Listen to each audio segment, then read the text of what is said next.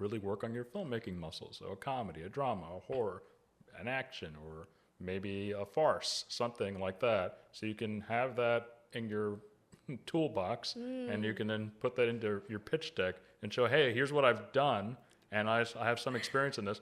And then maybe you either take one of those projects and develop it into a bigger one, maybe a feature, or you just go, hey, here's which genre I like the most. I want to expand upon this and maybe do another project, something new. So things like that. But I do agree, like if you're a perfectionist, that means you're kind of like our late friend from the Bronx, Stanley Kubrick. Ah, yes. We're going to make like one great movie every like 9 years. That's so true. Wow. Being like in the same vicinity in a conversation with Stanley Kubrick is crazy, but thank you.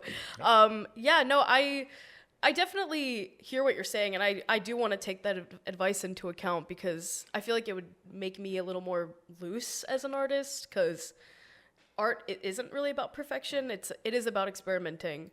And I see people on social media do all types of art. I've seen people do caricatures. I've seen people mix different mediums between like 3D painting and just all sorts of different, I've seen 2D paintings. I've seen wood art. Like, I'm really drawn to all types of art.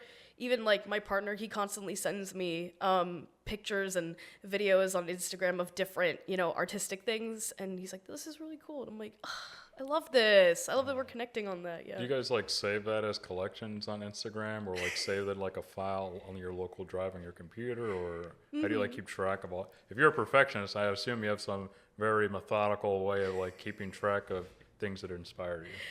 I do. Tell us more. If you saw, of course, if you saw my phone, you would see that in my Instagram, I have saved collections. I have like things to do in New York, things to do in Jersey, food, like clothing. Like, I have all sorts of categorized files and folders.